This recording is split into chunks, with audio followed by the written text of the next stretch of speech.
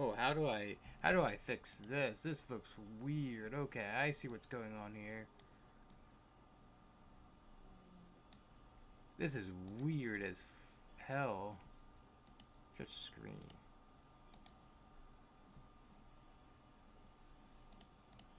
How do I pick something else?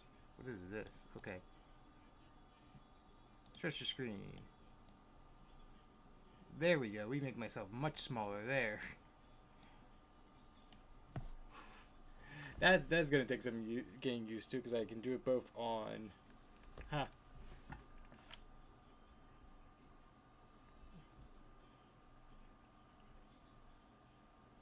Well, that's gonna look so weird but interesting.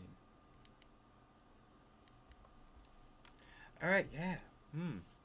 I'll wait for one or two people to come in while I get ready. I wonder if like the Twitch. Okay, dismiss that. I wonder if I can like see comments at both at the same time. Like this is very all interesting to me. Thankfully, it's not like a Tale to Rise where I have to worry about like saving it for later on. But it'll just be a just chatting, of course. I wonder how like do streams save on YouTube? Do they? I have no clue.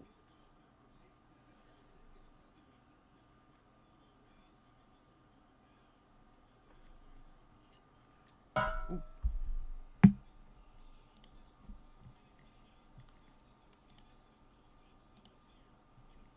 let me clear out the notifications that are going to pop up on various things.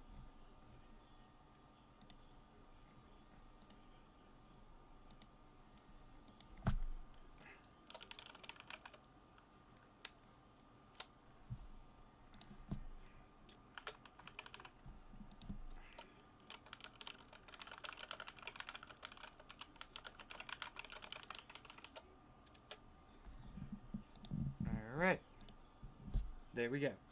Oh yeah, so Inktober this year I think was a bit harder than last year.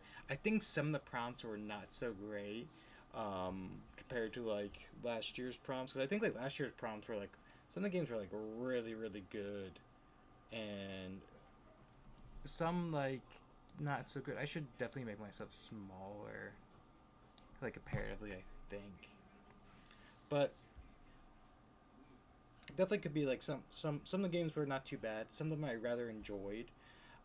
With me going away as well, I for over a week, um, definitely put me in a kind of rough spot on getting some of it finished. I'm gonna completely keep adjusting the vertical until I feel happy with it. Hello, Grindhouse. Congrats on first. How are you, Grindhouse? You know, I was actually kind of surprised, Grindhouse, because I was like doing the last three games for like Inktober today, of course, and one was what was it called? Therapy with Dr. Albert Kruger, and then I did Eek 3, and then I did Vampire Survivors. But I was very surprised because I was like going through like Eek 3, and of course there was like a bunch of like there was games I knew. Like with characters from games I played, and there was some like I didn't know, of course. But I was surprised to see like was it I don't know how to say Signalius. I was kind of surprised to see it because like I thought Signalius was like a triple A-esque game, or at the very least, like would be a good comparison, like mouthwashing level where they are indie, but they're like fairly well known because of their first game.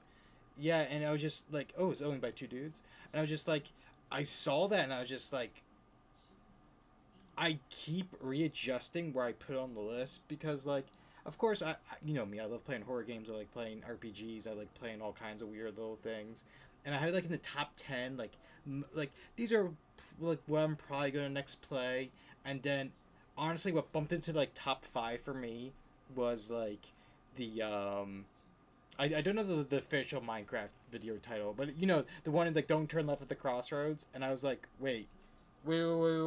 I'm seeing um crossover like TikToks of these two IPs together, and I'm like that's interesting. So I was like, you know what? Maybe it's gonna be top 5 now. And then of course playing this, I was like E3. I was like, oh, we're looking at top 3, possibly top 1. I definitely have to get through like Tales of Rise first, but like, you know, step by step.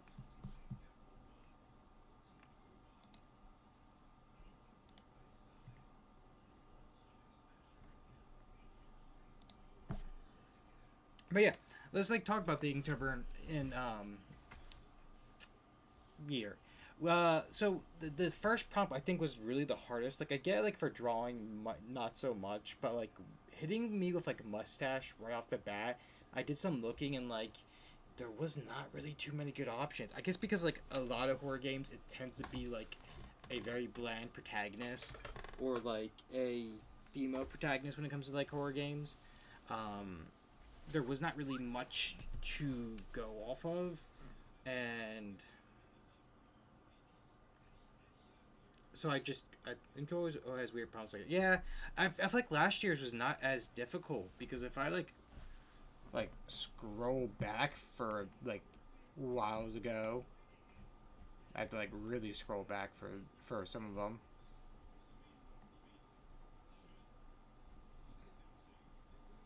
Like we had some like really like Jumbo was not bad. Navigator, Violin was a bit tough, but like Camera was a really good one.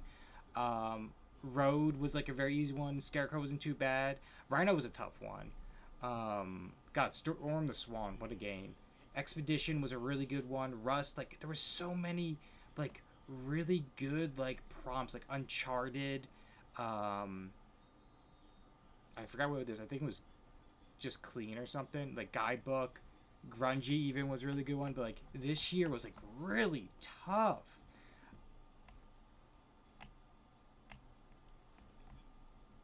So we started with Mustache and like I love That's Not My Neighbor. I love games where it's like Papers Please esque. I think like Papers Please is going to go down as like one of my favorite like unique type of games. I know there's like games like it, but there was just something really good about like Papers Please and like That's Not My Neighbor. It hits like the right notes as well. I got most of the things from That's Not My Neighbor, so we just did like a solid like 30 minutes into it. Nothing like too crazy. Um,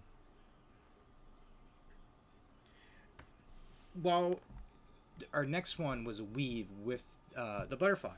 The butterfly was incredible of a game. Like I enjoyed it from like start to finish. The whole idea of it being like your wife is like going through like a metamorphosis from like human to butterfly, and you're trying to like go through the house and the mannequins are moving. Then they explain that the mannequins are actually moving for a reason. They're actually moving. Never actually played Papers, Please, but I've done kind of stuff kind of like it, like that Midnight Shift demo with the doppelgangers at the gates. That game's so much fun. That game, like I'm telling you, Grindhouse. Once that game has a releases like a 1.0, like a full, full game. I'm gathering like me, you, and Vaughn, and we're playing the fuck out of it. Like I just like the idea of like one of us just focused on cleaning, one of us is just like focused on ringing people out, like the other person's focused on like just stocking the shelves, and then then when it comes to the night shift, like when the monsters come to if like one of the monsters is coming to attack us, we just like troll it by hiding in the vents. One of us will come out of time and like drop the traps or shoot, or like two. Well, I guess there's only one gun, so two of us play just like come chase me, hide and vent. Other one comes out, come chase me, hide and vent, and then the third person just shoots the monster. That'd be so fun. But yeah, Weave was Weave was actually not too bad of a title because like caterpillar weasel cocoon around it. Um, I thought the idea that they created like there was like this idea to like sacrifice someone to put their soul into a mannequin was a very interesting thing, and that's why the mannequin was moving around because it's your dog, and you as you're going through the past like to the present, they explained that you put your dog into the mannequin, and that's why it's moving around. That's why I grabbed like the dog head, and it actually gave one or two good scares. Like oh my god, when it was like hanging upside down from the ceiling, I was like shook a bit. It was such a good one. Of course, there's like some. The only thing I would have against it is that there was one or two times where the puzzles got me just confused on where to go.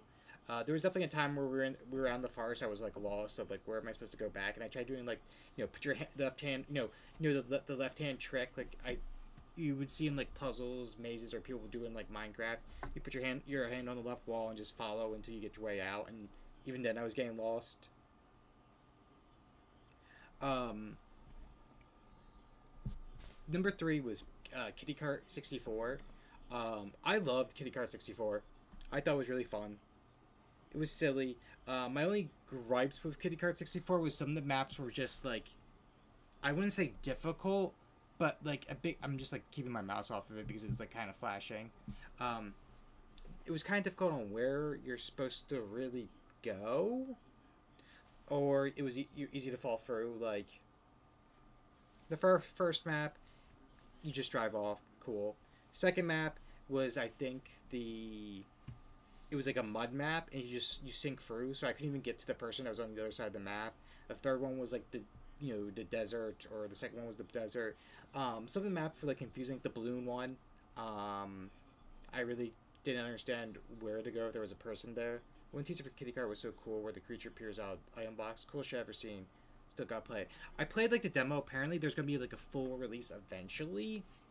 That's like a lot of these games though. Like they made a game like a couple years ago, because I think it's been around this version of Kitty Kart 64, this full edition, like not full edition, but like their itch.io free edition was like around for a couple years, and then um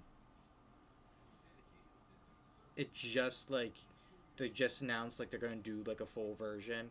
um but yeah, I felt like there's a lot of stuff I missed, because like a lot of these games are like almost AR, like this one especially, it was like it came up as digital horror and like ARG, and I definitely missed like a lot of that for some of the maps, because there was definitely parts where I was just like, where the hell am I going, where the hell am I looking? But it was fun. The ending was kind of predictable. It seemed like everyone that was like a character that you play as. Yeah. Oh, like no players online. Yeah. There was stuff where we were finding like notes or like pictures, like drawings of like the main bad guy, the hidden bad guy, meeting some of these kids. So like it was definitely one of the things where it's like, hey, are these all souls that are trapped in here, or is he pulling you into the game to kill you? I mean, the ending was predictable, where he like kills us, but they definitely did it in a very interesting way, where you're in the parking garage and they're giving you arrows to go, and then once you got to the very end, you drive over um, what's it called, tire traps, spike traps, and then your wheels get flattened and you can't move, and he just slowly walks towards you, and they do a rather graphic like game over kill screen. I still thought it was pretty interesting. Um, Fun game. Number four was very not good. Father Figure I thought would be a bit better. Um, it really was just like one of those simple games of like you kind of like mimic your parents on how they are.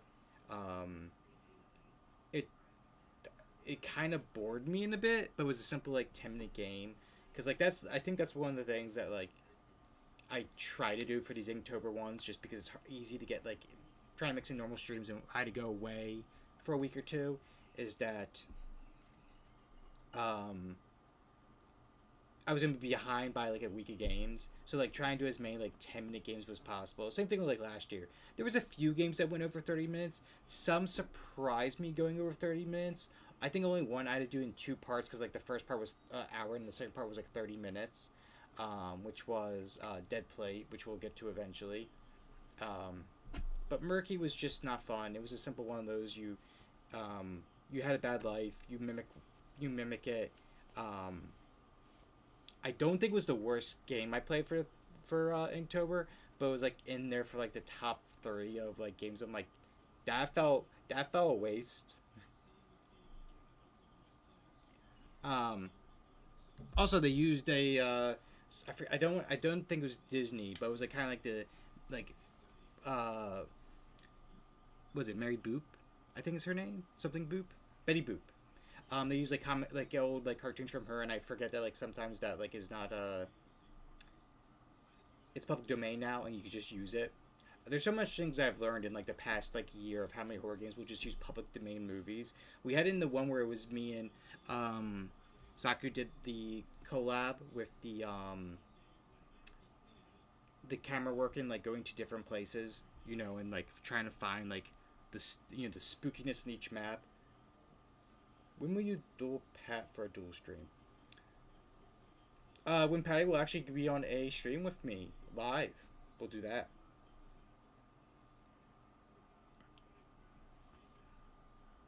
We need a Betty Boop horror game. I think the closest there's one coming up. It's like a Mickey Mouse game.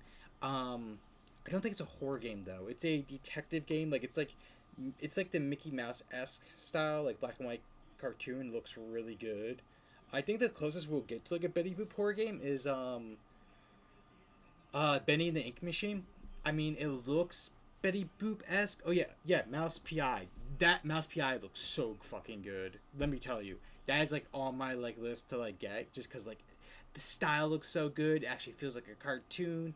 They nail everything with it. What have I seen? But yeah, I think Betty and the Ink Machine is probably the closest we'll get to a Betty Boop horror game. There might be a Betty Boop horror movie. I mean, with what is it?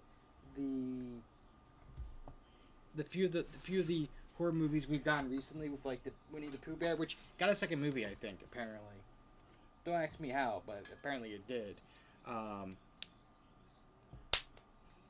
uh, Bambi got a horror movie.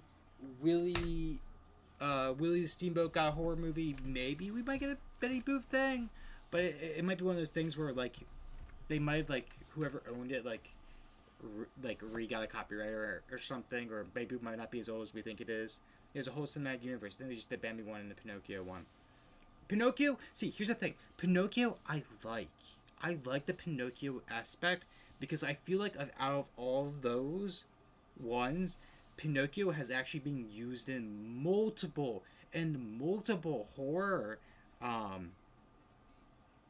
like fan things, from like Meat Canyon to like independent creators like that are even like much smaller. Hell, even what is it, Liza P, which is a great game.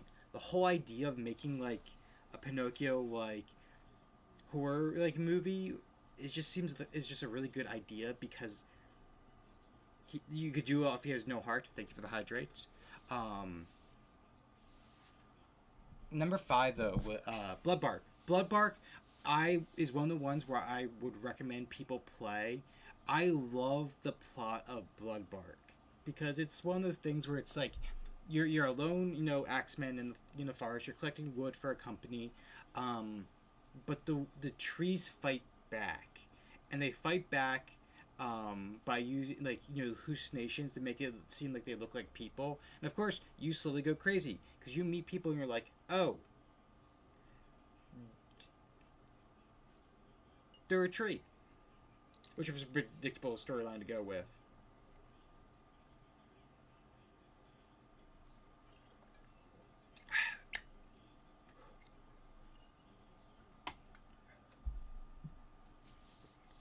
But it was also really good like visuals as well.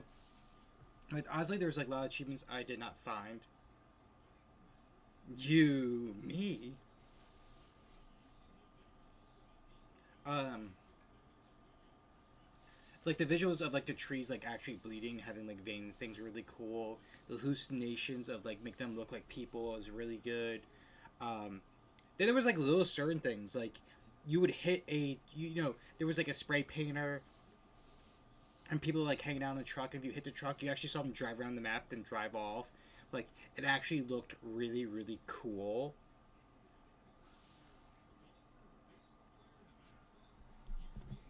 Um, huh. Interesting. I just noticed something.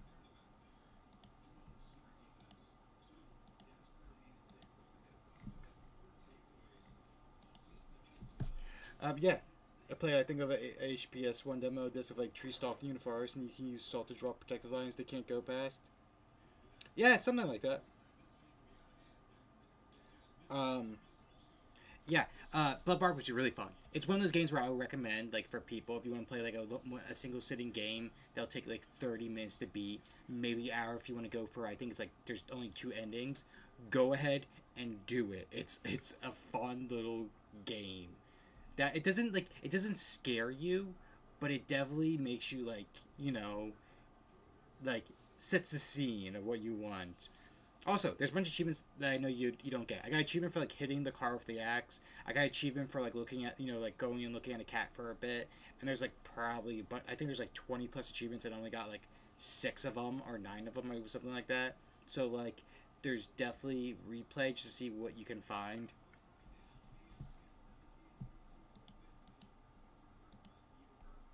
Uh, Six was the first time, which will happen a few times in this series, where we have to play a browser esque game where you couldn't download the game, so we did a browser view. I think it happens like two or three times. Exhibit of Sorrows was a fun little like story. Pretty much, you go through these exhibits, seeing like these different clowns, like with the little stories. Like one has like really stretchy arms. One you can count his fingers. One sitting in a bath. And then as you get to the end of the exhibit, the power goes out and things go dark. Like the one where you count his fingers, you're breaking each finger one by one. You're doing evil things. And then, which was a surprising ending. The surprising ending is that you get to go free. But it was a interesting one. I know Exhibit of Sorrows, I think, is fairly well known when it comes to like the bite-sized horror games. Because I feel like there's always some that are like done in like 10 to 30 minutes that people know, because like Markiplier has played like a Jacksepticeye, 8-Bit Brian, even Queso, which you're gonna learn, by the way, with like one or two games in this like Inktober. Apparently, Queso is just a very famous person that does well. He is a very famous person, but he's like does like a lot of bite-sized games where they'll put his picture in. Like I know they did have like Markiplier for a while. Exhibit Stores is like really popular on TikTok. I see a whole lot of playthroughs there for some reason. I'm not shocked. Probably just because it's a browser game, so you can set it up just to like have a TikTok browser set up streaming of your browser or whatever it might be, or you can have TikTok going live and just videotape as you do it on your phone, maybe. But yeah, Markiplier would do a bunch of bite-sized horror games. I remember PewDiePie did a lot, so he got a lot of like his image thrown around in like different bite-sized horror games. Same thing with like RPG Minx, um, Jacksepticeye, 8-Bit Ryan, Dalkin. Like they all got like their face like thrown in like different games at some point. Um, and that's what it seemed like to be like right there as well. Also, I'm not sure I'm supposed to shout it out, but we're also dual streaming, so it's like we're supposedly live on I think YouTube. Are we? No clue. I haven't checked.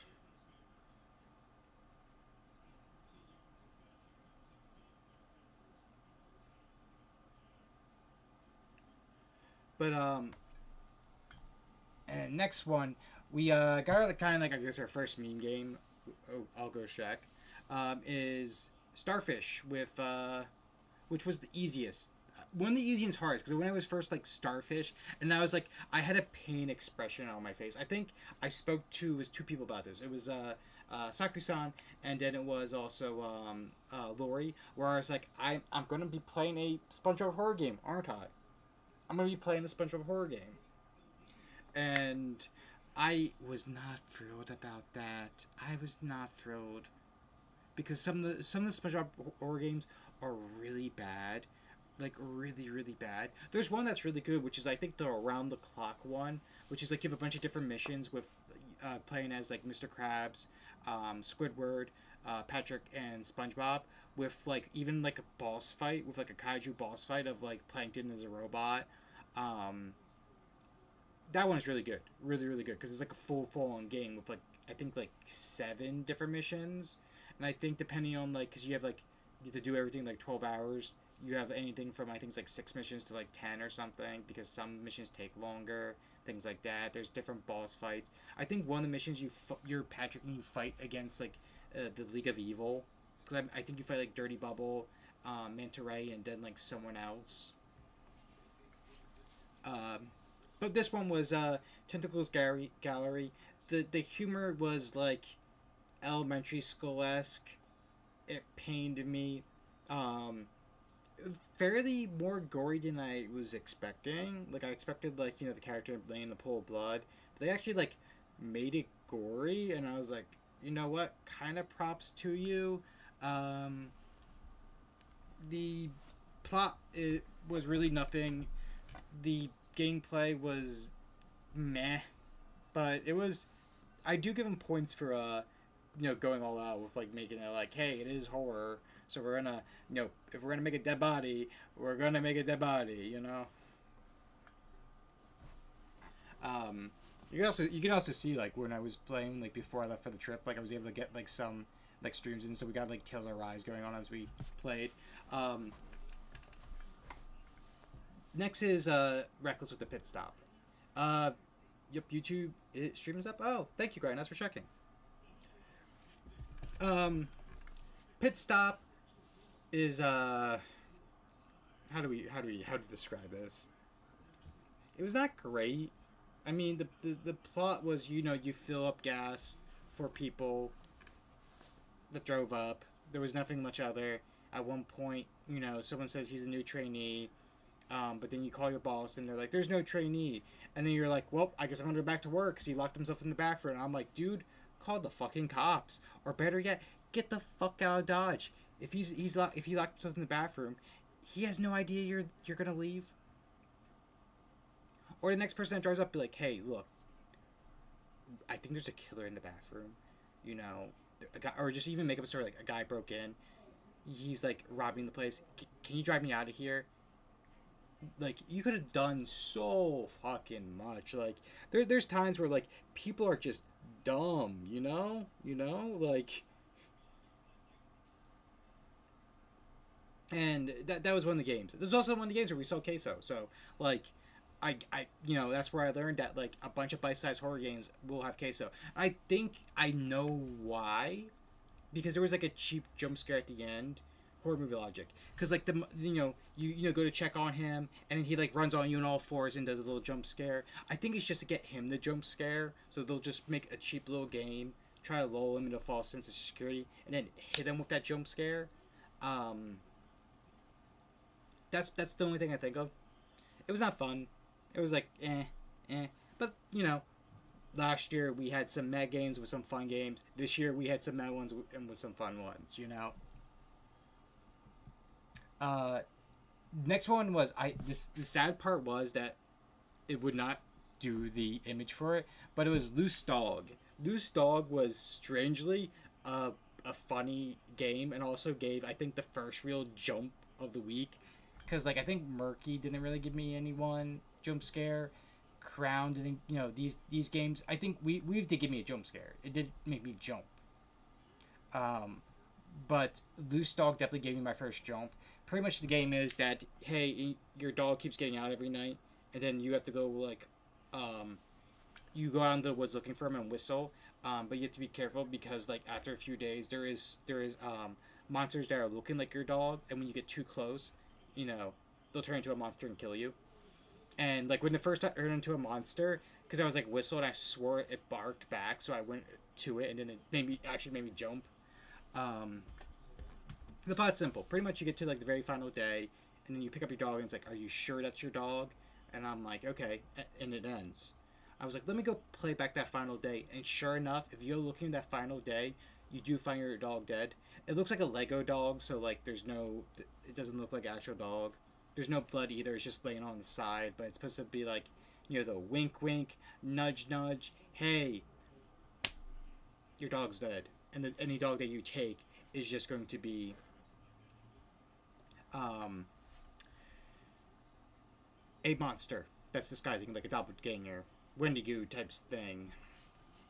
Which, well,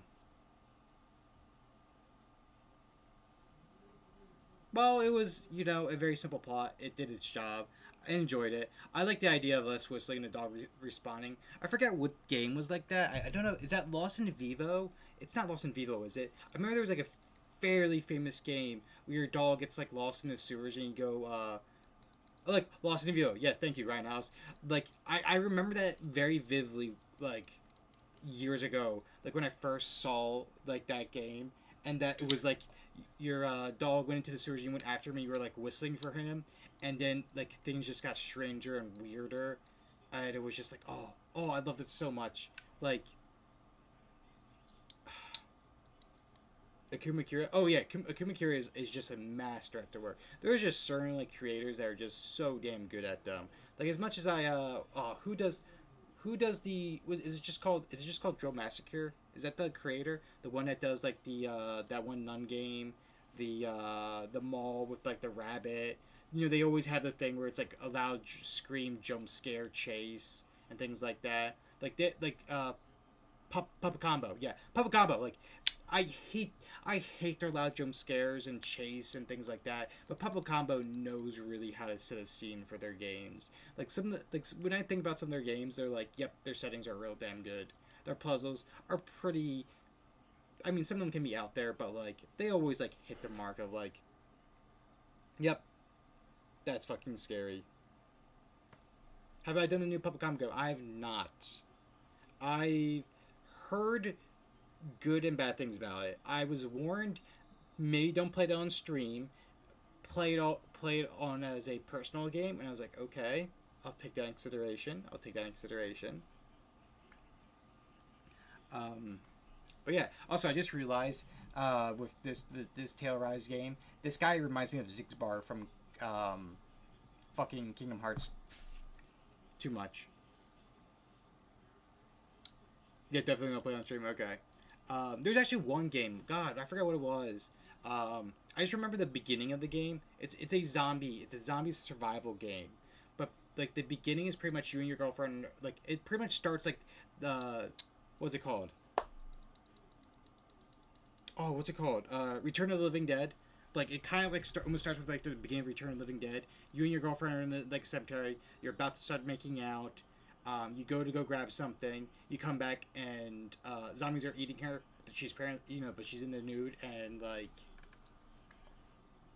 um, yeah. I was like, I would love to play this game, but there's obvious nudity here, and this could get flagged. So like, maybe I don't play it. Maybe I don't play it on Twitch. But it's so good because like it's just like a long plot line. I was like, this looks so fun. Like you go through that, then you're back in your apartments. You're trying to break through your apartments. You like, you get onto like a boat. Then you get onto like an island. Then it's like the final stand like in church, and it's like this whole like elaborate plot line. I'm like, this looks fun. The characters are over the top, crazy, zangy, dumb, but it looks like a fun game to play. And I was like, you know what? I would like to play this. Um, Inktober Prompt 10 is was Sweep with Shift at Midnight. Shift at Midnight was quite possibly the most fun of all the games I had for like Inktober. Like it was just best viewers. If one of my mods could get that, please, that'd be very much appreciated. I know Sakusan's here, and maybe Patty's somewhere around. Thank you, Sakusan. Thank you very kindly. But yeah, Shift at Midnight was one of those games where I was like, there's a multiplayer aspect to it, like going to be a multiplayer aspect to it. And I'm like, I want to play this, and I was like, this is right up Grindhouse's alley. This is right up Vaughn's alley. We could just do I wouldn't even say role play, but like we could do uh we stick to our job and do nothing else. Mo Twitch was fighting for the bot, but we powered on. But yeah, I love the figuring out if the person is a doppelganger or not was really fun. Like some of them were very obvious. Like someone had a fake, a literally like crown ID. Someone was like dead, like playing someone that was deceased. Someone had like a whole different outfit and like skin color, and they're like, it's like, But one guy did get me. He's like, hey, look, I don't have my ID, I don't have my shirt, but like, I'm just picking things up for my sister, and I'm like, you know what, that's fair. Then I was like, let me check something. I checked the computer. Sister was dead. And I was like, fuck, they got me. I didn't want to focus on the doppelganger stuff. I was just locked in the stocking and cleaning. Yeah, there was parts where I was like, "Hey, lady, you're gonna wait while I go clean." Because I think the best part was there was no hurry to bring out the next guest, so you can just like clean and like throw things out. I did like how like you could see in the woods when you go out back. There's just someone waiting there, and that was the person who like ends up killing the sheriff. Um, I thought the fight when the monster came in at the very end, was a bit scary at first, but then it became fun just setting the traps, shooting them, then hiding in the vent, waiting for them to go, and then doing it all over again. It was a fun little game. I rather actually greatly enjoyed it. Not gonna lie. It's okay. I can look. The last day, my friends were just shooting everyone, messing up while I cleaned. I mean, I would want to do that as well, but I don't know like how easy it is to like fail the shift. Um, Van Stalker, I think is hands down the worst one played. It was I don't I want to say I guess I'll say Rage Quit. Van Stalker was just not good. It was the good the hitbox to pick things up or clean. Like me cleaning, I don't know if I was supposed to hold down the button or press it repeatedly or just click it once. Um, it didn't make sense with the cleaning. Um, the the dialogue was not great at all. When once we went into I think our grandmother's house and the van stalker was in there, it gave no clear indication on how to escape. It was just like escape, front door's locked, back door's locked. I was like, cool, whatever. Let me just go die to this thing. And I was just like, it just kept annoying me. Like, I get when games don't like hold your hand when it comes to escape scenes, but sometimes you gotta give like some indication even, because unless you're doing like a full like 3 hour game, it's kind of obvious like that game felt like it was just padding its time. Because any game, because like like when you do a video, if like I think it's on YouTube, you have to go past 10 minutes I think to be considered monetized, unless it's a short. I don't know if you get monetized for shorts, but like you have to go like past 10 minutes, and I was just like, it felt like it was just trying to pad itself beyond 10 minutes. It just was not. It was just not enjoyable. I'll say it. Like I stopped the game. Was like, yeah, I'm not doing this anymore. That felt like a waste of my last 15 minutes. There was only like 2 or 3 games where I technically like did not finish because I was like, either they were broken or they were not fun, or like in this case, I was like, yeah, there's no point in playing this anymore. Uh, Candy Killers was I feel like a twist. I did not expect the twist of it. So like Candy Killers was like there's what is it, like 8 houses or 6 houses or such. You have to collect candy and you need to figure out which ones are like the safe ones. And if you check in their front yard, side yard, backyard, or even the garage, you can find poison bottles. But throughout the different houses, you find like there's a newspaper, and it reveals there's a story of like of a woman who drove her car one night, Halloween, and accidentally killed a few kids, and it's like the reveal turns out why oh, this cul-de-sac is dangerous because they had like 1 or 2 other like newspaper stories of like kids dying on Halloween in this town, but it turned out that the reason there was poison in them because some of these people were trying to specifically kill you, and you're like, oh, because they're all evil. Nope. Turns out you're the child of the woman who hit the kids at Halloween and accidentally killed them, and they were like particularly trying to target you. So they were trying to figure out like, get their personal revenge. They were going to kill you. And it was very interesting because like no, it wasn't like whatever the house decorations were or what they dressed or things like that. You had to look for the poisoned, and that was very good. I think the poison was the same every time, but it was very interesting to see like a game where it was the plot twist was you were the child of the killer. Even though I'm pretty sure it was an accident because she was found not guilty. But it was very interesting. You were playing the child of the person in the newspapers. It was quite fun. Um, Prop 13 was our longest one. Um, if you remember last year when we played um, Rod in Paradise as well as Cold Front, which Rod in Paradise I had mixed reviews about. Um, Cold Front I absolutely adored. I think it was my favorite game of last year's Inktober. If I scroll all the way back, it probably is. I should probably put these on a playlist.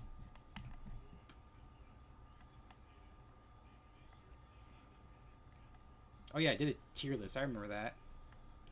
Yeah, like Kiosk was really good. I think it might be because like Dolmare was very good. Storm the Swan.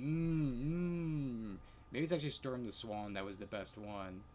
Because Storm the Swan like made me the Dar exploration. Oh, actually, maybe not. Maybe I am wrong with what I think what the best one was. Because there was actually some bangers last year, but Cold Front was definitely up there for me. It was so fucking good. Oh yeah, Sheepy.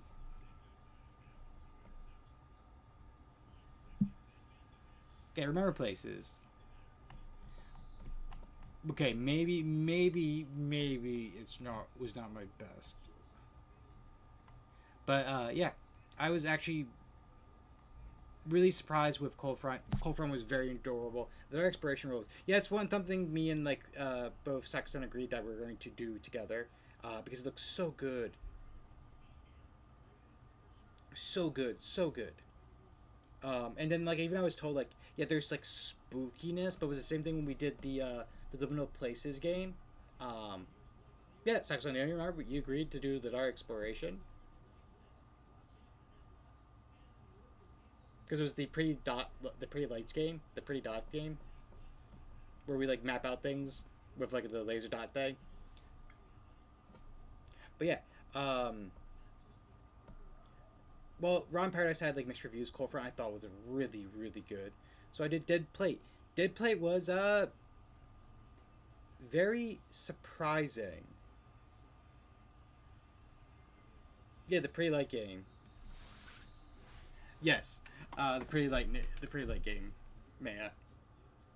Um, Dead Plate's plot was very simple. You're playing a new waiter who like bounced around with jobs, and you got a job at this very high end bistro where the chef is like this. What's his name from Ratatouille? What's it called? The reviewer, the critic, like that guy. Pretty much same vibes. He's like, I don't even have I don't have taste. I don't have taste buds. I can't taste anything, so I just make art. That type of bullshit.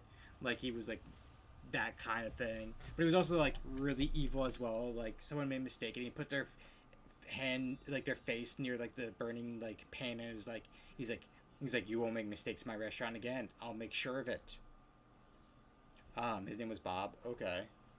But yeah, it was like the whole it was very clear like a very evil boss, but as like the game went on, um it was clear something was going on. Like you stayed after your one shift and you could hear like crunching and like tearing from the office and I was like, what's going on there? Um you get to you find in his office, you know, a locket that had a picture of him and your ex. And you're like, okay, maybe, you know, we get where this is going. He's going to like try to take you out or something. Maybe he dated her first and you dated her after and you broke her heart. But then you get to fuck, like he would invite you to a dinner party to take care of like, you know, to be a waiter for like his dinner guest. And at one point you can go into his room and you can just like look out the window and see almost like someone with like burning eyes and it's like, oh shit. No. Is it someone like trying to scare us or you know staring at his house in like you know like evil spirit, and then you get to the very much the end of the game, and boy is it a fucking banger. You find that there's human meat in the freezer, and then you find out that he killed your ex, who's someone he was trying to get back with, and he was going to serve you human meat because he does not eat human meat himself because he can't taste, but he was going to serve it to you because I don't know if he had like some weird crush of you or something, but then he was thought was even more poetic. But I was gonna feed his your ex, well, your love to him or to you, and it was just like, oh my god, this is so many levels of fucked. And then, but there's multiple endings. I think like ending of course if he you just work out your shift during the week, if he kills you or not, but it ends with like you're able to fight back against him. You kill him. He's bleeding out. You burn the bistro and him down, and you're just stand outside looking at the burning building, and then oh, so good. And you're just like, man, I could go for something to eat right now. And I'm like, of course. And then it ends with like like I guess you free your girlfriend's like evil your like vengeful spirit, because like you see a glimpse of her like her head turning, and it's like, oh, did maybe she got free, maybe her soul can move on now. It was so good, it was so good. It's quite possibly the my game of the Inktober year. um Inktober Prompt 15 was ragged with Don't Fix Her Pipes. Don't Fix Her Pipes was the game where I went like, oh, here's my low expectations, to suddenly like, oh, these are above my expectations. It it it was like this like the very simple like cheap like 2 minute 3 minute scare game. But hey, I actually Grindhouse, if you're listening, look up Don't Fix Her Pipes, play that game now. I beg of you.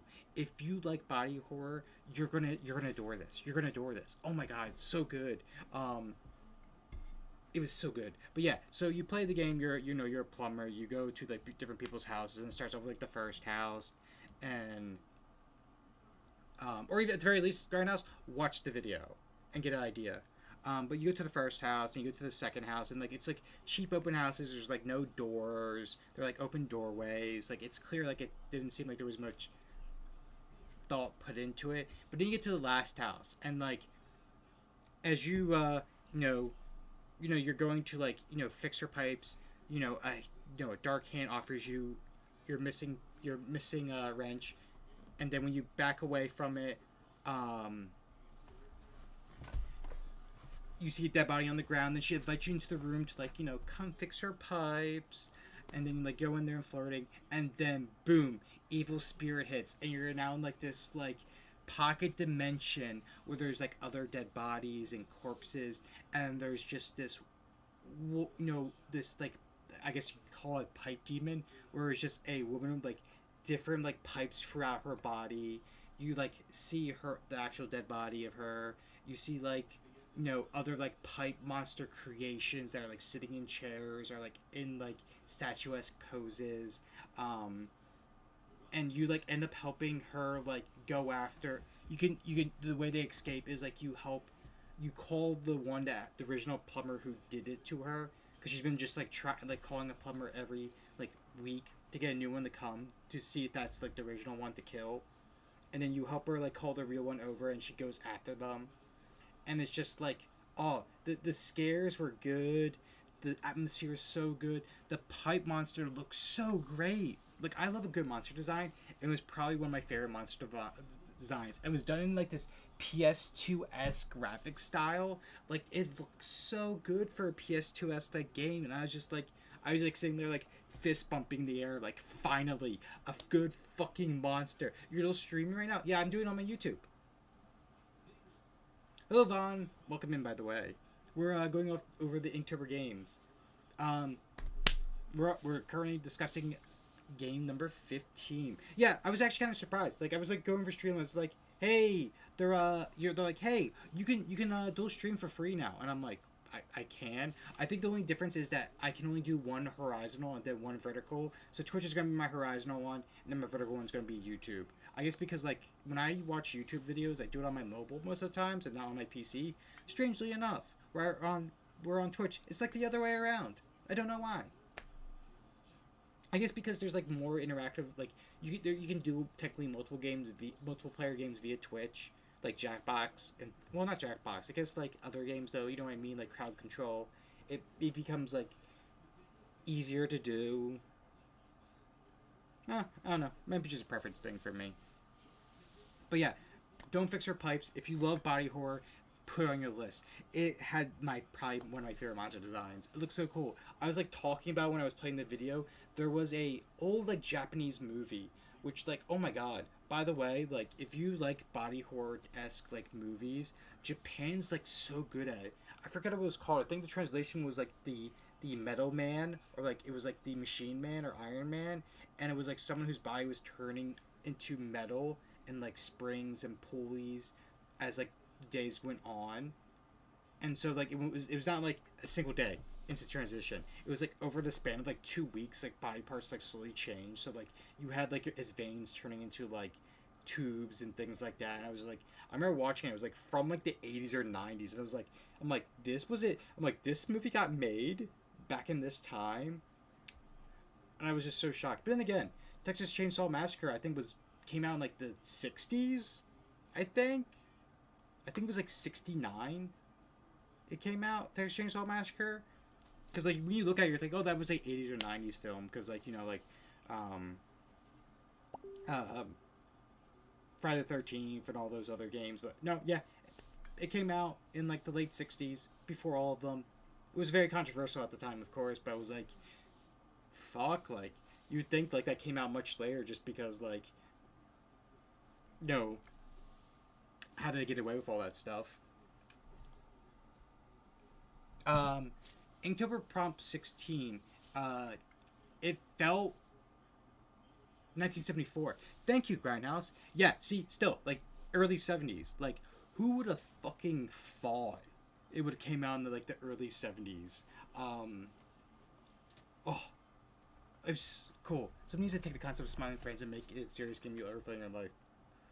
God, scary. Smiling Friends is just like when I first saw clips of it, I was like, I don't get it. But I feel like it's one of those shows where like once you actually sit down and watch it, you then get it. As weird as it sounds, like certain shows, like if you see just the clips and you can laugh because like, you know, it's a funny clip or a weird clip, things like that. Like honestly, I find watching Rick and Morty just in clips a better way to watch it than the full episodes. Might be a hot take. Might be a hot take. Just saying. Um, Smiling Friends though is one of those shows where it's like if you watch the full episode, I was like, okay, I get why this is enjoyable. But yeah, Sakusan will correct me here if I say this wrong. Amanita, August. It felt like if you took Mushroom Oasis, by the way, Mushroom Oasis, great game. Go play it. I can't wait till Mushroom Oasis is finished because, by God, I played that horror game like a fucking romance novel, and it was amazing. I was like, you know what? I'm gonna flirt with this. I'm gonna flirt with this shy mushroom boy. And apparently, if you flirt with the shy mushroom boy, none of the bad ends happen. So what was a horror game turned out just to be a comedic romance novel to me. Mushroom Boy. Hello, Val. Yes, a Mushroom Boy. Mushroom Oasis. Like, it is a horror-esque visual novel, and pretty much the whole concept of Mushroom Oasis is your pet went missing. You went go searching for them in the forest. Yeah, that was like perfect timing. But you end up getting lost, hungry and thirsty. You fall into like this mushroom patch, which is like poisonous. Then you run into where you can flirt with a mushroom boy. Oh my god. Yeah, the game's not finished, but the demo is pretty good. It's so fucking sweet and cute. I love the design of the mushroom boy so much. He looks so cute. But yeah, you end up getting discovered by him, and he's like, why don't you stay for a while? I don't really get many people over because, you know, I have a tail. I have four eyes. I'm green. And you're like, Mushroom Oasis. Let me type it for ya. Because I know I sometimes speak with a slight accent. Mushroom Oasis. But there's like such a good moment. Like one of my favorites is like you decide, you know what, I'm gonna be flirty. And there's just a scene of you like you're wearing his clothes because he gives you spare clothes because you don't have you got lost in the woods. You only brought one day of clothes because you thought you'd be in and out, and so you're wearing like this baggy sweater and like baggy sweatpants, and it says like you strut into the kitchen like a peacock, and you're like, hey, what's cooking, good looking? And he just like looks down at his stew and back up at you. He's like, soup. And I about died. It was like so good. Like like your character literally loses like the wind in their sails, but like I can picture myself just wearing sweats, leaning against a door frame and be like, what's cooking good looking? And most people be like, are you okay, Suki? Are you okay? Yeah. Yeah. It was like one of the best things I ever played. I remember I played like it was so funny because like when I played it, it was like one of those like three random games, like nights I did where I played like three random horror games, like 3 to 5 like random ones, and I did it was like I think it was like Hop's Playground, which by far one of the worst games I ever played on stream. It was like Garden of Bam Bam, but much worse. And it's not like Garden of Bam Bam was like a great game either, because Garden of Bam Bam is like kind of like game vomit. Like it just does things just it does things, it references things for like no reason and just has a non-essential plot. But like Hop's Playground made me want to bang my head against the wall, and I had to restart the game because the game broke at least once or twice. But then I went from that to like playing Mushroom Oasis, and it was like day and night. I was like hooked on Mushroom Oasis. I'm like, oh, this is gonna take more than one night. I'm playing this. But yeah, Manada August was if you took like Mushroom Oasis and you took like Doki Doki Literature Club and kind of like fuse it together, because the whole plot was you are a mushroom girl who is. I'm gonna have to look into mushroom. Look, Val, I definitely say it gets the Suki approval, 2 thumbs approval, like there. It's probably one of my most favorite things I played on stream, and it if you stream it or play it on your alone time, I think you definitely get like a kick out of it. It's not a finished game, unfortunately, but the creator has another game where I think it's like it's like a similar situation, but like a ghost that's like haunting your apartment. Um, so maybe check out the other creator's game as well if you like Mushroom Oasis, because I plan to do that eventually as well, because apparently they have a ghost game and it looked really good. It had a similar style, like if you just flirt and be friendly to the ghost, like you won't die. So there's that. Uh, Hop's Playground was a weird one for me. It wasn't scary, but the layout of the house was really similar to mine at the time, so it was scary. I see. I didn't mind it, but there was extra floors for no reason. Like they're like, oh yeah, go to your room. It's on the 3rd floor, and I think there was like 4 floors, and it's like you have a bunch of just rooms not in use or used here. Because once you like went to your room and came back, you didn't go back to those like hotel rooms again. You went to like I think it was like the pool, the storage room, and other things. Like you didn't go back to it. Um, but yes, I mean, Amida August was you were um, mushroom lady who runs a store. Enjoy your lurk, by the way, Val. And you run the store, and this adventurer would come in and like buy things, and like, hey, can you recommend a sword and shield for me? And you're all the time as time went on, you're like, wait a second, I don't remember leaving this like store. Where did I get these items? When did I buy these items? When did I restock? Who lives in this town? We have a tavern. Why do I not know about the tavern? Why do they know about me, but I don't know about them? And it's like slowly revealed throughout the game is that you are NPC, and there's different endings. Like there's one ending where if you do everything right, because like she asks for different items or items in the right order, and if you do it, she like brings you out to the town for the end of the game festival. She explains it multiple times that you're just an NPC. If you don't listen to her at all, she'll just reveal your NPC and it's going to restart the game. She's like, yeah, I'm at the new game plus this, so you're not going to remember anything, so see you later. And it's just like even like one ending where she's like, yeah, did you know if you get all the endings. You can do a Demon Lord ending and just kill everyone, and you're just like, please get this over with. Like, end my existence. I know I don't exist. And I'm like, wow, this game is harsh. But like, there at one point, like, once you like get all the endings, you have like a one-on-one interaction with her. She's like, hey, I know what you're doing.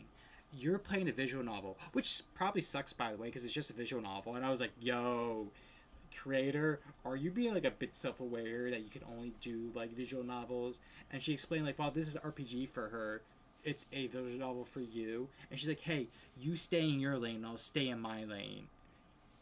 Don't do any, don't try to take over this game, try to take this game from me. And I was like, okay, I get it. But it was very interesting to see like the game being very self-aware, and you play as the NPC at the same time, and also as like the player itself as like looking at the visual novel. Um, there was like no secret ending beyond that. It just like plays the endings over again. But it was very interesting to see. I enjoyed it a lot. They have a sequel game. I'm very curious about playing it. I don't know when I will play it, but oh shit, we're actually getting towards a game that Val might like, showing Devotion. I should make a note of like telling her that later. Of like, hey, there was this game I played. It's not finished either. It's a visual novel. You're flirting with this guy while you're locked in a cabin. He might be a werewolf. I don't know. They're referencing like wolves very heavily. You know, maybe he's one. Who knows? But I need to make a mental note. If actually, Saga-san, you're good at remembering things. Yumi, they're flirting. Yeah. But Saga-san, remind me to like make a little note of like to send the link to that as well. But yeah, Inktober Part 17 is going to which was Ornate with Silver Thread. Silver Thread is a part of a series. Is the first game. It's probably a series I'm gonna play on stream, because like the whole concept. It was another game I had to play in browser, but it was a really fun game. The whole idea is that you are a female exorcist who's not licensed by the church, who is very well aware that ghosts probably don't exist. Most things can be explained, you know, old pipes, old house, there's rats in the wall, you know, there's a draft because there's a hole in the walls you don't know about, you know, things that can be explained, right? And you're just like, you're called to this house, only the son's there, who didn't want to go on vacation with his parents, and it turns out like, yeah, the parents are doctors, he's not, he flunked out, or like, so he didn't want to go on vacation because he'd be nagged the whole time. And he's a bit of a nerd. He's a bit of a wimp. And he's like, yeah, sorry my parents called you. And like, hey, I'm getting paid. Just figure out what's going on here. And as you like go through, you get to like the very end. And then you learn that like, oh, he actually succeeded in summoning a demon. And you get into like a little RPG fight, and you just kick his ass in one blow, because the body was very weak, the demon itself was very weak, so it was like a wimp inside of a wimp's body. So you just kick the ass, and you're like, hey demon, go the fuck home.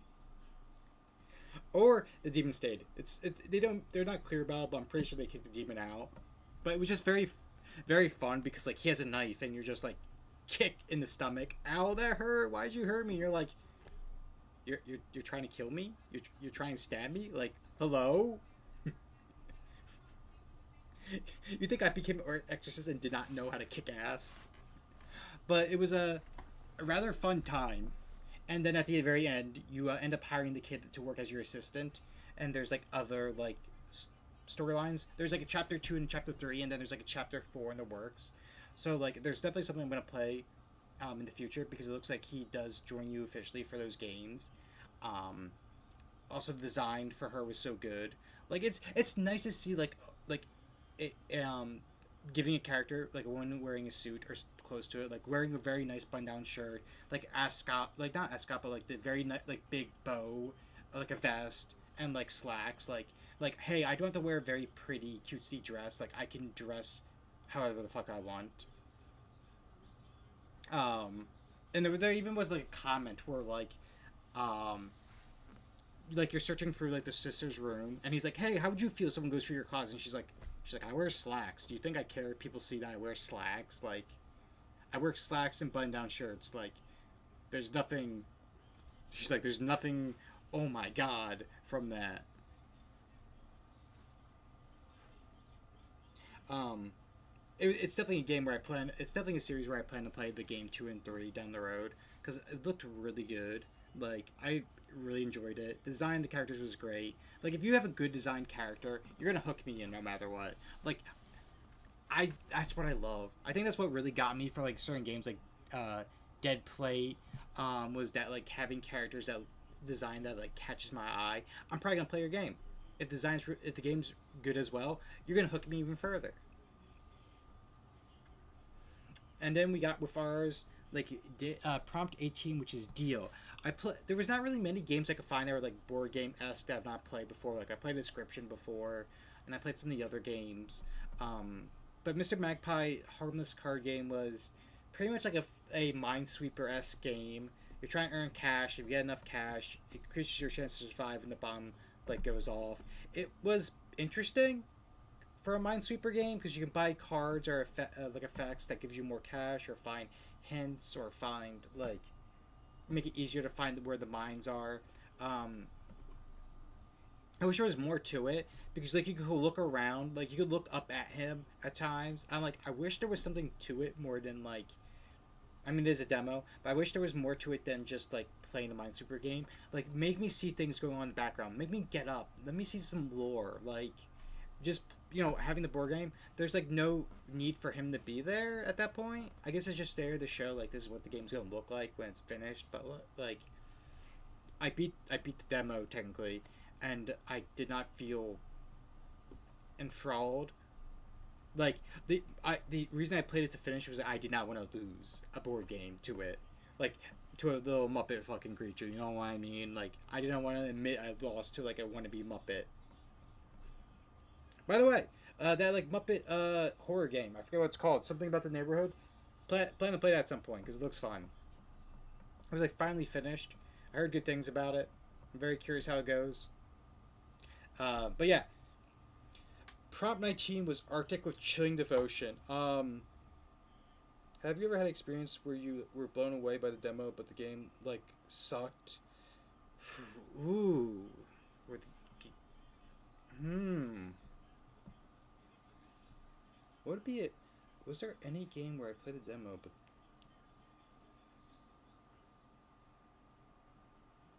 hmm?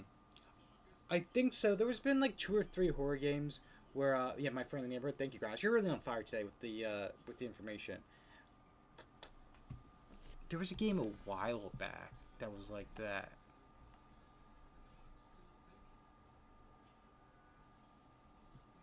What game was that?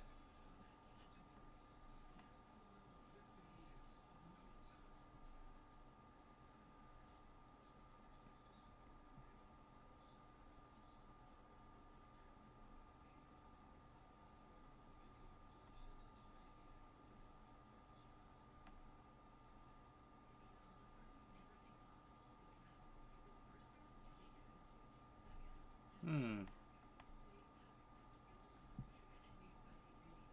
I think the closest I could think off the top of my head while going back might have been Dollmare. Because, like, Dollmare was very fun. The demo had me very hooked. But, like, the storyline was, like, very abrupt. Boom shot because I'm on fire. Hello, cousin Matt.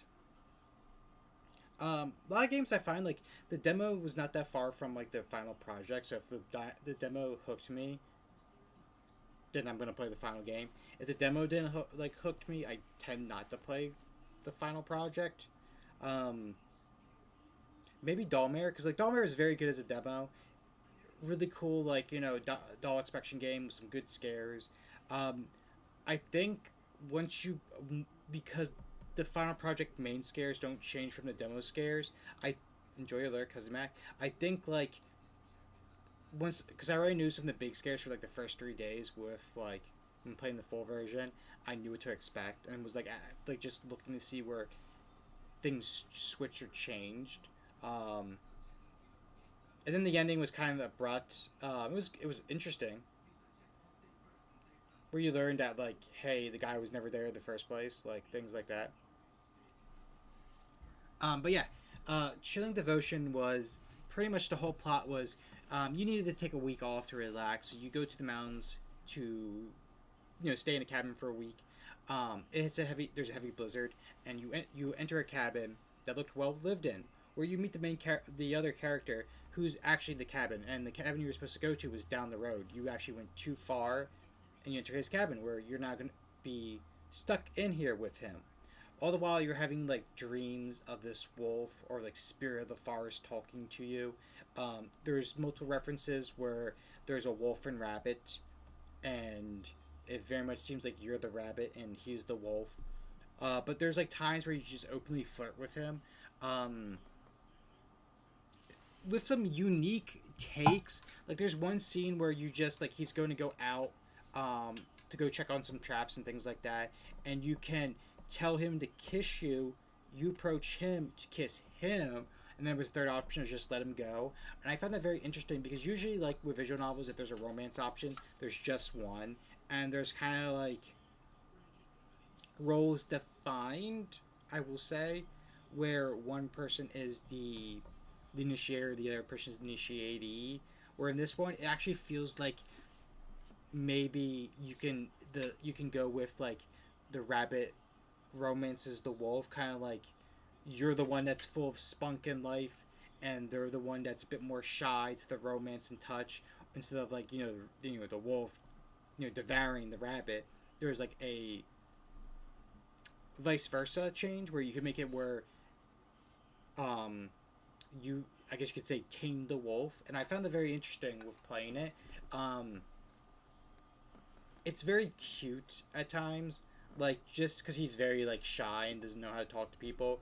We were like having like casual conversation with him, or you told him like you liked how you make the hot chocolate. Like seemed like the very shy smile. It was like, oh my god, this is adorable. This is fucking adorable. But like it starts off like such a in a way because like there's a knock at the door, and you like open the door, and he's like all bundled up, and he puts his hand on the door frame, and he just like stares at you, and like in the moment you're like scared shitless, like, oh my god, I'm gonna die. In reality, it's like this guy is like, he comes home, doesn't know really how to talk to people, and he's just like, why is a fucking person inside my house? You know what I mean? Like, you'd be kind of trying to figure out what to say as well, like kind of like, dude, what the fuck?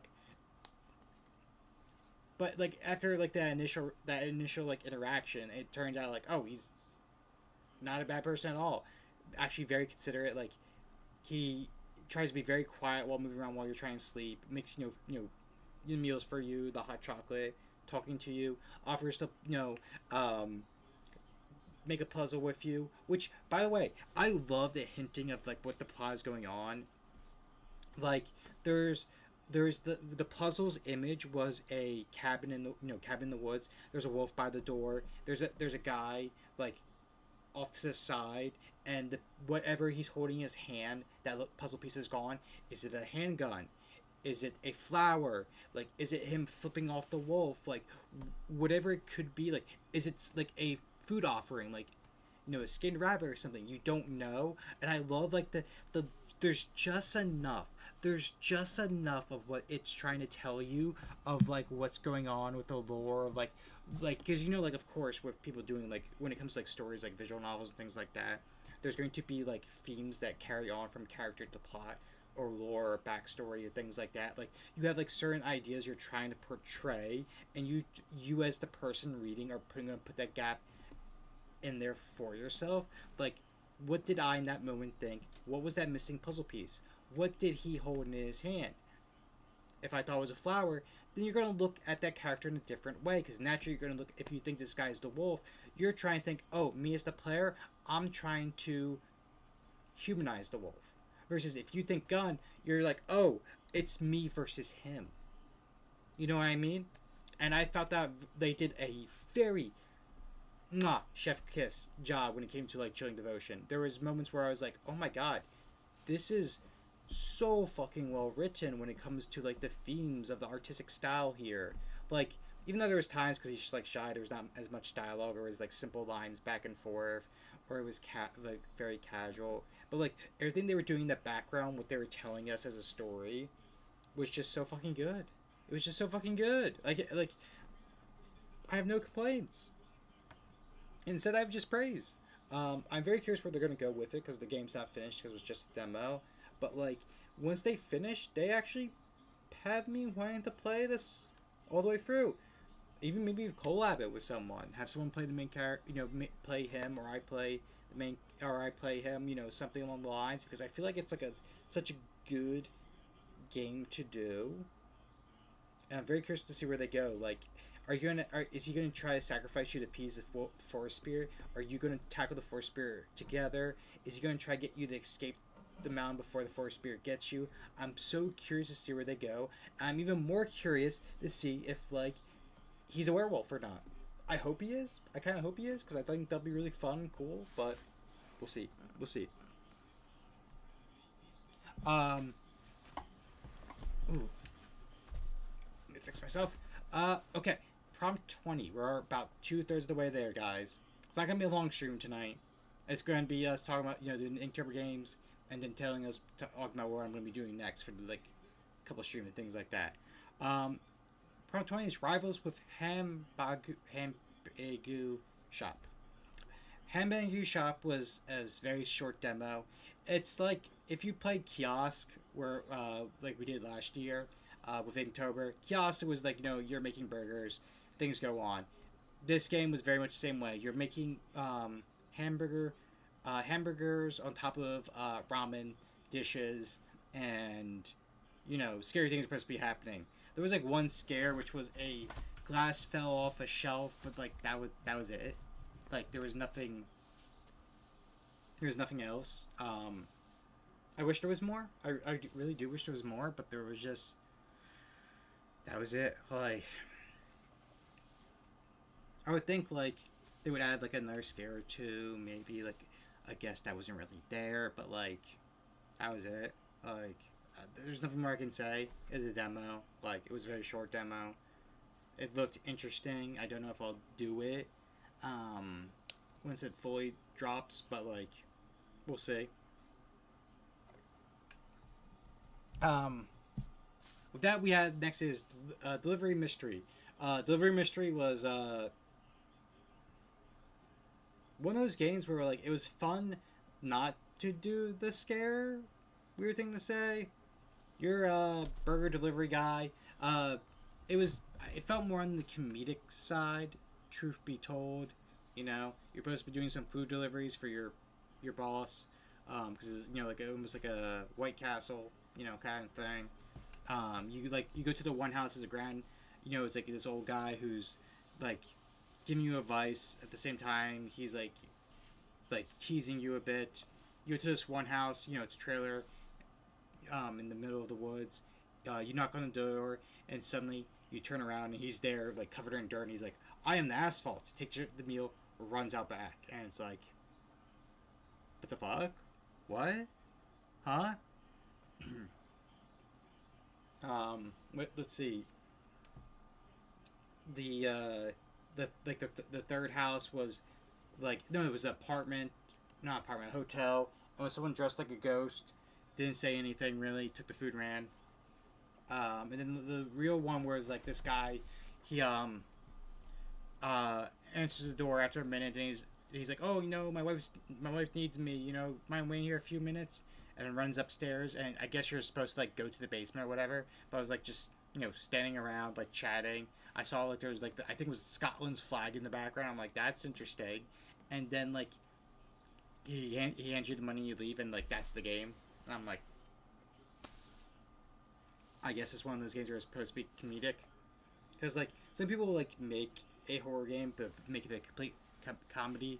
I mean, some of the greatest like horror movies were like part comedy. Evil Dead is a great example. Cabin in the Woods, technically, you could count that as one.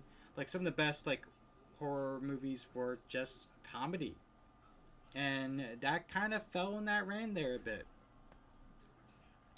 I wish there was more to it. I wish it really was, but like once you like see some dialogue and like the bad grammar, you're kind of like, I don't want to play this anymore. In a way, every time I try to make a horror game, it ends up funny, and every time I try to go community, it ends darkly. That's how it be, Grindhouse. That's how it be.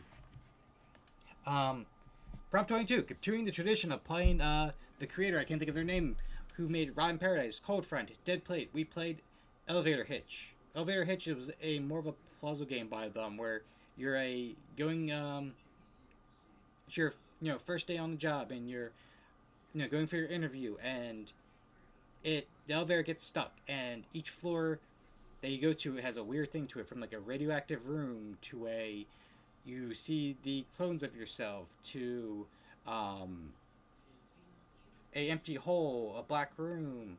Um, it's probably one of those games where if it's anything like some of the other games from this creator, there's like a way to get the true end. Hear my aggressive fat boy scream, dead play, dead play. Yeah, Dead Play was a very good game. I got its good ending, and poor X of our character, but boy, man, that CG right there with him with his tears in his eyes. Oh, hit the right spot. Might be He might be my favorite protagonist of the series so far, of the games. Dead Hitch I didn't like or dislike too much. He was a shy boy. Ron Paradise, I didn't really care for them too much. They're just normal. They did remind me of my friend Ash. My Ash. Not Patty's Ash. Cold Front might be my favorite because like they're obviously thinking the darkness of their friend. Like their friend wasn't evil or dark at the whole time.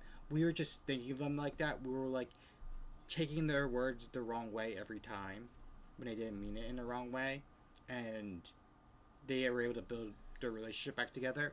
I just love our boy Failure from Dead Plate. He's just adorable in a way.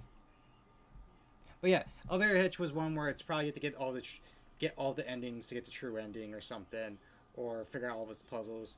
It might be something I do later on, but like Elevator Hitch did not hook me in the same way that like Cold Front did. I guess because like Cold Front, like Ron Paradise, Dead Plate. It's a long story with like Dead Plate you could technically I think bat out and early if you fail a shift, but like the other two games were there to like they tell a story and then there's like major choices where I think Elevator Hitch was like a bunch of bad ends because literally you die and you start the game again and you're like, oh my god, I think I just died, and the other guy's like, are you sure, because you were standing here the whole time, my dude. But like, so I think it's like trying like after multiple failures you get to the success and then things go on like that, or you're just stuck in a loop. I might finish it one day. It did not hook me as I thought it would, like the other ones, but I guess that's the thing. Ron Paradise I didn't enjoy as much. Cold Front I really enjoyed. Dead Play I really enjoyed. Elevator Hitch I didn't really enjoy much. So I guess it equals out in the end, 23 was tough because like some of these prompts have been really difficult. Like, Firefly was one, Mustache was another. I was getting like to some of these and I'm like, how the fuck am I supposed to do some of these prompts? So Firefly was like the melting apartment, fire melts things. There we go. Melting apartment was kind of like one of those like old like Game Boy-esque like horror games. The style graphics, style gameplay, message box, things like that. You'll see like a lot of different like horror games when it comes to like the Game Boy format. That's just one of the ways, I did not hate it. I did not love it either. I mean, I did find some things cool, like where you did the final boss out shootout, where you shoot the guy that's right there with the mask looking face. Really cool. The plot pretty much was the house is eating you alive. I think that's the best way to put it. People are melting in the apartment. They're being eaten because the house is alive. You kill the house. There was some things left unexplained. You couldn't save the girl because she died. That you're there like investigating as a detective for, but it was still a very much enjoyable short little game. That kind of like you're like I don't know what I could have done better because the guy girl's dead. No, you stopped the apartment. You couldn't rescue anyone else, but that's how it is. Um,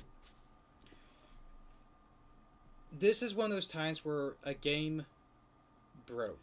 Um, I it was Rowdy with Trick or Treat. Trick or Treat had a very nice like start, and I was so ready for where this might have gone. So, Trick or Treat pretty much was you took over your parents' house. Apparently, there was a deadly murder here at one point, or a sacrifice with a cult.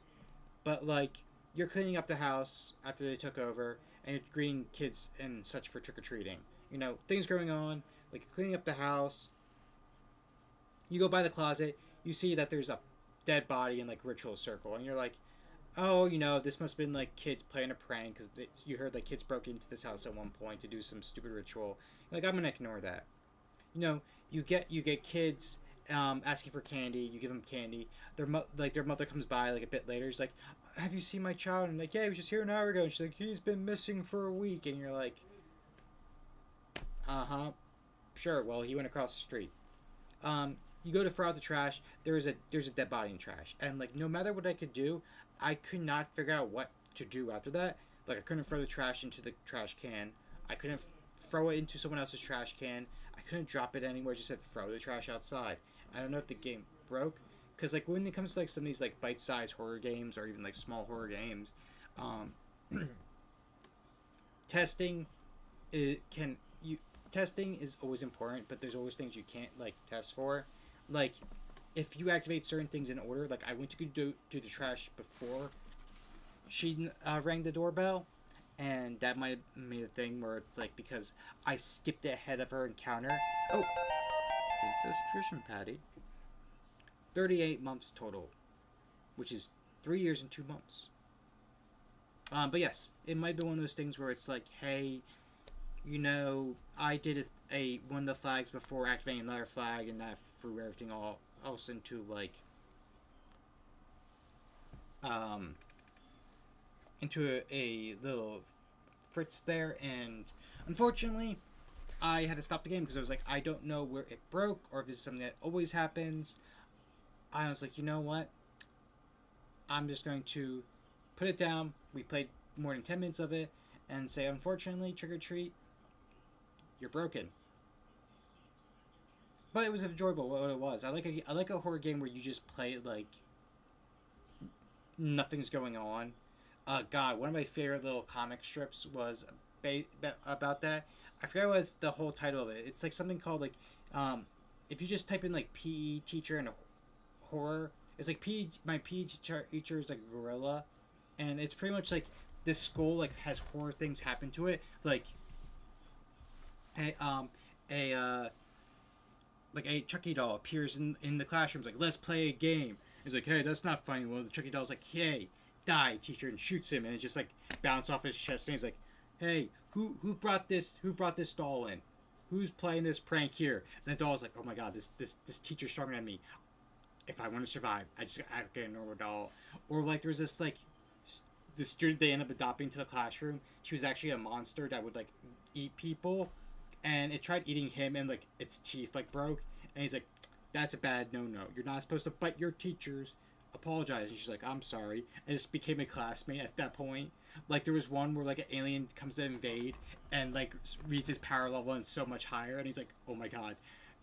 He's like, I need to escape. I need to escape. And the teacher's like, hey, you just crash your little car in here.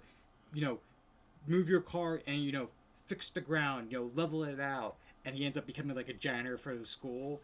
Like there, like so many monsters he defeats, and they just become like citizens of the town. Like one monster that was like a Frankenstein thing ends up becoming like a store attendant for like the local grocery chain, and actually does a really good job as a manager. like just so many different like monsters and aliens or just like or ghosts just ends up joining the school, and I love it. Um, 25 was probably the most fun I had. It was not the best game, but it was the most dumb fun I had, which was Hell to Hell to Exorcist. Pretty much you can play as a multiplayer game, but you up to two people can enter this town and just it's a run and gun Doom style shooter. I mean the maps were broken. I fell through the maps constantly, and I re-enter houses, or if you die, you just get kicked out of the house and you go back in. But it was just a game you could do up to two people and just fucking shoot demons. It was a short demo, but I wait like a full version because like it definitely be a game where like I could just play with me and Patty, and it's just how fast can we run and gun these maps and beat the game? Because all you have is shotgun, and you just shotgun your things around, and it was enjoyable. I beat in like 5 minutes. Didn't take too long to do. It was a fun game, you know. This is where I also like did my 24 hour strip of like knocking out all the rest of the games.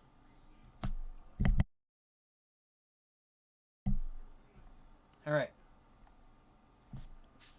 Then we got to 26, which was Descending. Descending was shocking. It was very enjoyable.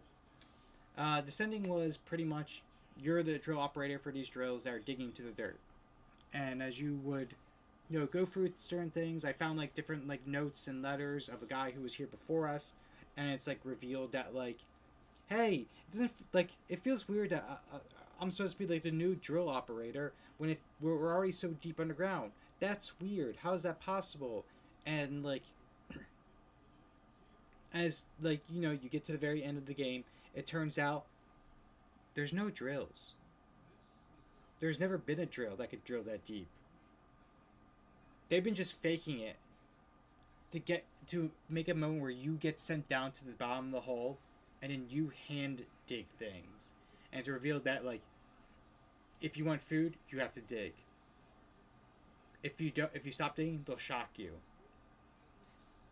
But it was like one of those games where it's like they had different things like, hey, depending on the depth of the drill, you have to adjust the speed of it.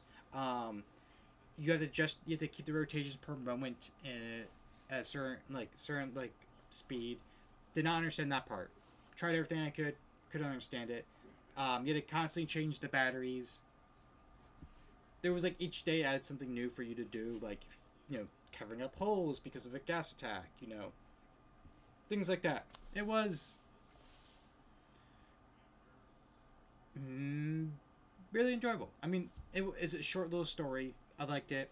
I found the ending predictable because I'm like, there's probably not actually a drill, right? We're going down where the drill was, to fix the drill. Something seems off, and it turns out, yep, they just drop you down there to go continue digging. Now, I had another troubling problem with the next one, which was Onion. Onion, very hard to do. A lot of the gardening games I did for horror, I've already done before. This one, so I did Mr. Tomato S, which was a very famous horror game in the horror community. It's a Flash style game. I think it's been around for like a couple years now. There was a sequel game as well, which was a lemon-based one. You pretty much feed him different things. The thing was that if you lose the game, or if you get an ending, unless you had the paid version, that's it. You would have to delete everything from your like app locale and then like re-download the game to play it again. There's that Oberus thing where like if you get certain endings, you get codes. I played it for a little bit, and then I'm like, you know what? Let me try to like just get the bad ending right off the bat, because like I already knew what it is. It's one of the things where it's like you have to get like a bunch of different endings to like beat the game, unless you play for a very long time, carefully. Then you get enough money to get one of the gooder endings. But I'm like, I don't have that patience, I think, to do it. Also felt I was in a rush because I had to get the rest of the ones done. But I was like, you know what? It's a classic. I don't think I'm ever going to play it to completion. I was like, you know what? Why the hell not, right?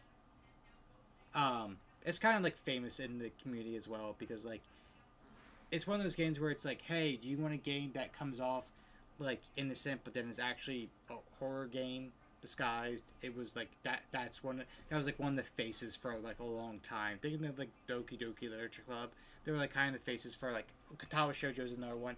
They were like the faces Katawa Shoujo. They were kind of like the faces of like seems innocent horror game, actually a horror game. And then we're into the last four. Our last game we had to play in the browser was these Heavenly Bodies, which was Skeletal. Pretty much, you are a priest. You're sent to go examine these statues that seem to have perfectly preserved bodies in them. It was not a great game. It was a very short game as well. It barely went over the 10-minute mark with me just chatting a bit. I was kind of surprised. It felt like it was only like a 3-minute game. You scan different parts of the bodies that's it's tissue, muscle, or bones, and then he's like, oh my god, I'm gonna check this out. Look, I'm gonna check research this further. Come back later. And then you come back the next day. The lab's getting worse. You examine the second statue. You get to the end. Apparently, he had a dream where the statues told him to like release its virus, and he ate their bodies, and he asks you to eat his body, and I'm like, what?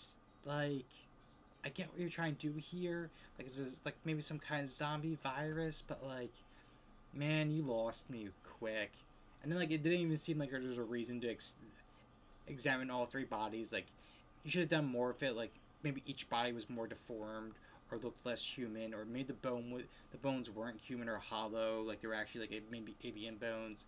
It's just, it lost me. The plot lost me quick.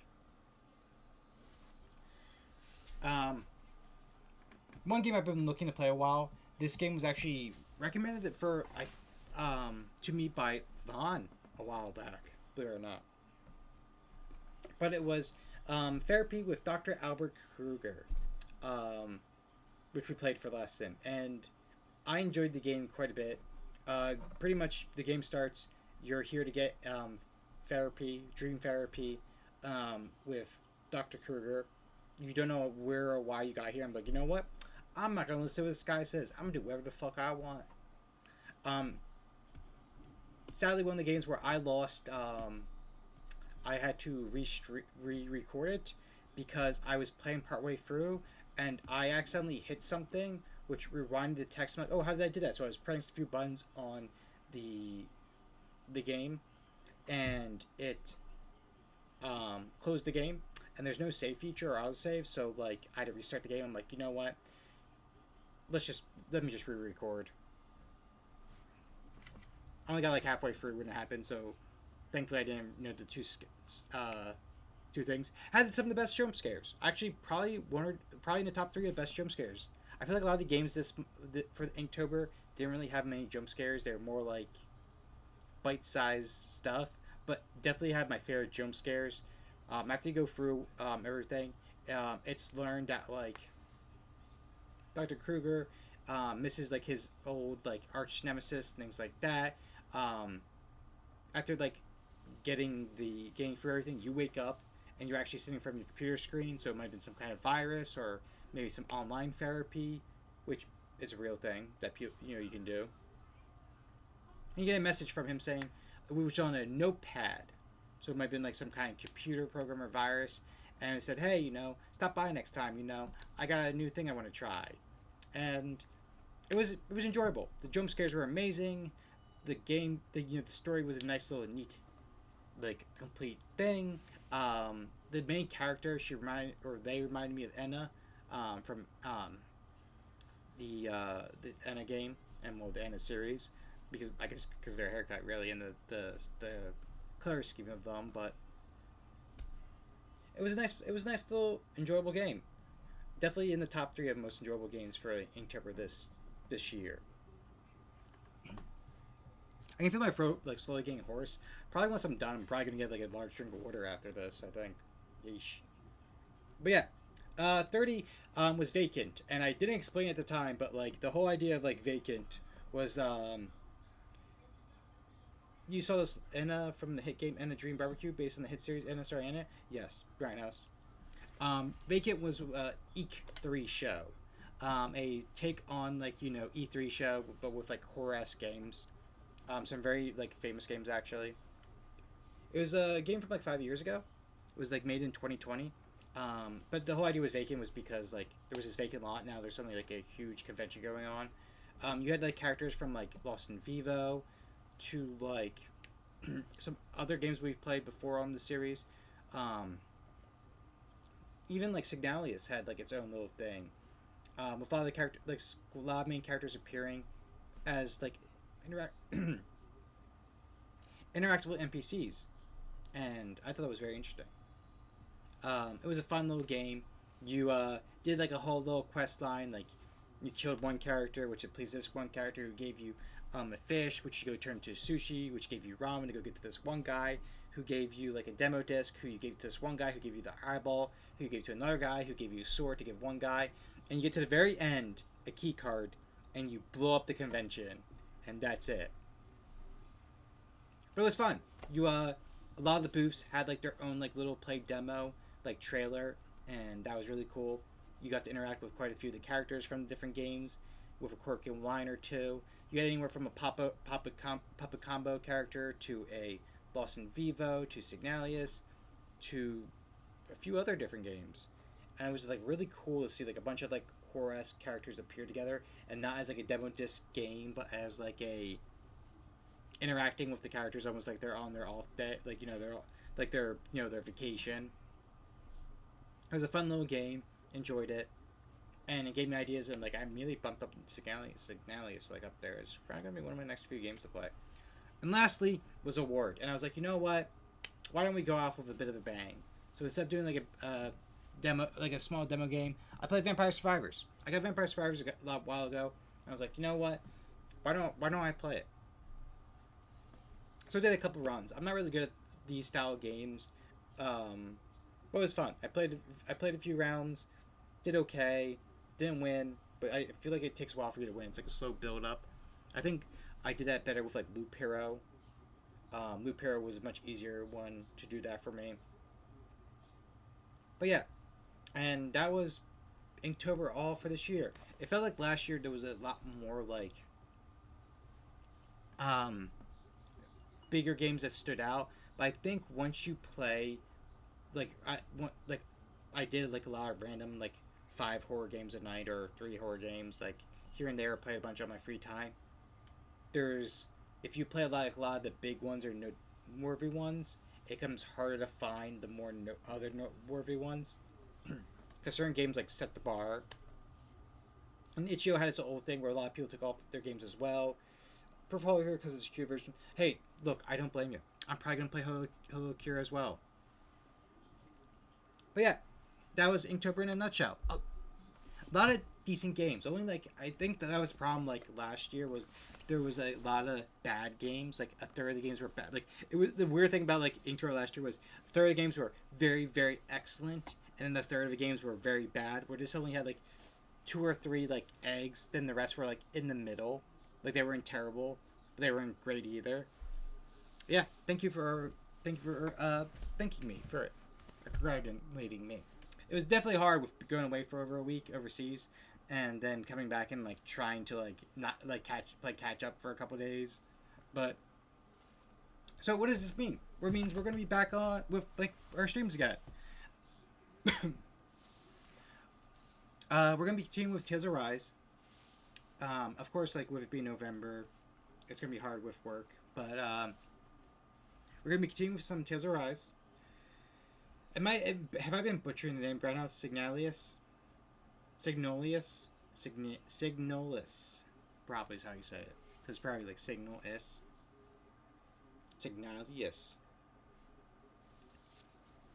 But yeah, that's probably gonna be the next game after Tales of Rise. I'm probably gonna mix in more like with like Silver Thread. I'm probably gonna finish the rest of the games on that list because like Silver Thread was really good, and I want to play this game 2, game 3 of it.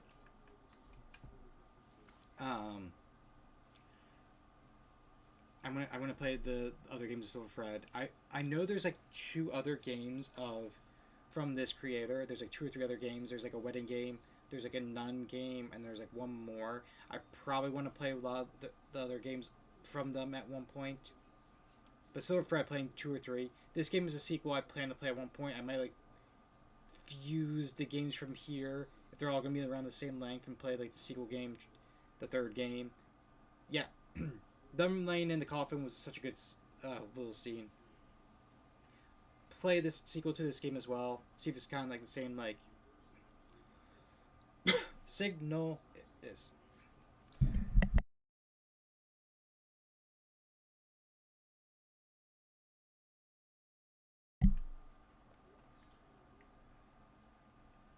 I don't think there's any other games here. Well, Shift at Midnight, once that finishes, like they come out the full game, I'm playing that with other people.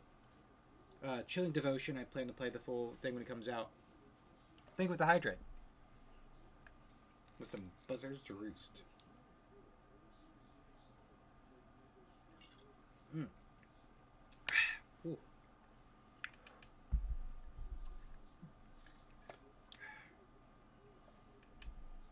That one has some firepower to it. 105 proof.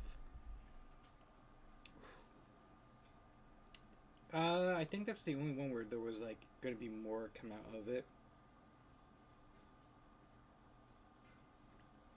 I mean, there's going to be eventually a full game of Kitty Kart 64. I don't know when that's going to come out, but eventually that. I will after the stream, don't you worry, Sakusa. But yeah, so that's going to be it. Signalius is probably going to be what I do after Tales of Rise. I might do a break between them and play some other games with it too. But that's going to be probably the next few games is Tales of Rise, Signalius. There was some other games that were on my list that I got recently that I'm probably going to play as well. House of Imadris I got, which looked very interesting. The Spy Who Shot Me, which is like a comedic take off of GoldenEye, looked really good. I'm probably gonna play that at some point. A very sweet, cute little game was the most epicest snowball fight ever. I might do as like a very casual night. There was a game called Birdhouse, which looked very interesting, like a very nice like bite-sized horror game. Road Trip to the End of the World looked like a very comedic game, which was like you and looks like I guess your fish, imaginary friend, are going to your ex's wedding to crash it. Killer Frequency is a pretty big game. You're a radio show host trying to lead people to safety. I know it's pretty famous. I'm probably gonna do that as well. Death's Door, I want to do. I've been told to do Hollow Knight so I can play Silk Song. So there's all probably gonna be some of the next few games I'm gonna play. I have a huge list to play of games. Who would have thought? And whether it's next week or the week after, there's a huge project coming out. I'm not going to reveal too much information, but there's going to be a huge stream coming with a huge project being announced of things that I'm going to be doing, which is going to be around horror. If you know me, then you know horror is always a thing. But thank you all for stopping by tonight. We got a dual stream in, and we also got our year in review. Almost took 2 hours. I'm surprised, actually. I will probably be streaming. I think the next time I'm going to stream is either Monday or Tuesday, where we'll be doing Tales of Rise. As I'm going to get back to that game. I missed Tales of Rise. I didn't realize how much I would miss it after being away for like 3 weeks. Like, I was very surprised when it came to the Tales games, because like the Tales of Berseria, adored it. I played Tales of Symphonia and some of the older Tales games, and like they're pretty alright. I was a bit younger, so I might not have like appreciated it as much. But I thought they were fun. Tales of Berseria I adored, as you might know, because my bunny is named after one of the characters, Laphicet, as I have a bunny named Laphicet. Tales of Zestria I hated. I dropped that game. I streamed it, and then I think after like 15 hours of it, both me and Lori like looked at each other and was like, "Wow, this is trash." But then Tales of Rise, I was like, okay, it's a bit handy with the dialogue. But then once you get past like that, like first like major dungeon, and like you recruit like Rimwell, it the dialogues get so much better, the interactions get so much better. The combat's so fun with like the tag team things, the abilities. Like the combat, I've always a blast with. Even when I'm fighting mini bosses or fighting for my life, and like the dialogue between them feels so natural and so good. Sometimes it can be a bit much, and I do have some questions about some of the characters' design choice, like the knight. The back of the outfit makes no fucking sense at all. Like everyone's outfit makes sense. Main character, knight, okay. Sniper, wearing a dress. Okay, I get it. She's a noble. She wears a dress. Our mage wearing a mage-like outfit. Get it. Our guy who uses a staff, very monk-like outfit, easy to move in. I get it. Law, monk outfit because he's a hand-to-hand fighter. I get it. And then our knight, you look at the front of her, heavy armor. You get to the back, pretty much bare skin for a large portion of it, and it's like, excuse me, where's the rest of your armor? What?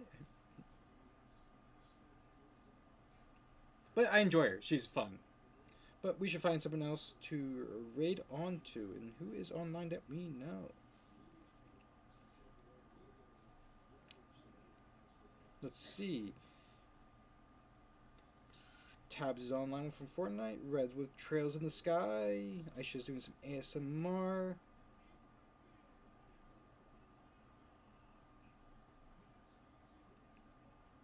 You know what?